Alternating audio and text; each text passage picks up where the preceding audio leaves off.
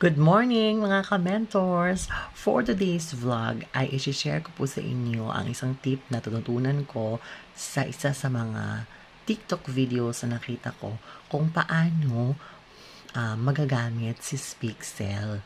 No, mahanap natin ito sa ating Microsoft Excel. Kaya naman, samahan niyo ako sa aking tutorial video ngayong araw, mga ka-mentors. Enjoy watching! Okay, so ang first step na gagawin natin ay maghahanap tayo or mag-o-open tayo ng Excel file. So for example, i-open natin itong grade 2 first quarter final.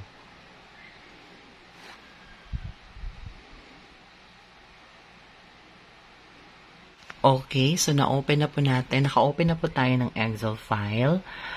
Dahil sa akin pong laptop ay meron na po tayo na po yung Speakcell. So, dahil share ko nga sa inyo, so, first na gagawin natin, second pala, is pupunta tayo sa Customize Quick Access Toolbar, which is, yan.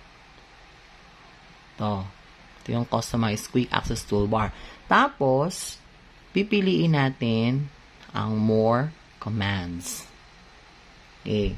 Pagkatapos ng More Commands, pipiliin naman natin ang after ng More Commands, okay, so pupunta tayo sa Popular Commands.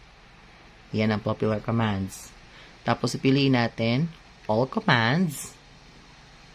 At hahanapin lang natin si Speakcell. So, scroll down lang tayo. Scroll down.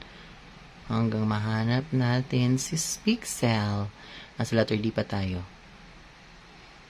Okay.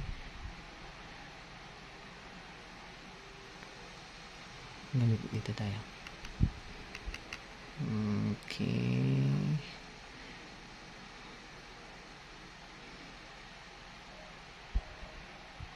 Madali lang siya, guys. Okay, letter P. Tagal pa ng letter S. R, S. Okay. Okay, so natin yung letter S na tayo. So, hahanapin natin si Speakcells. Okay, nasaan na ba si Speakcells? Mailap sa Speakcells. Okay, so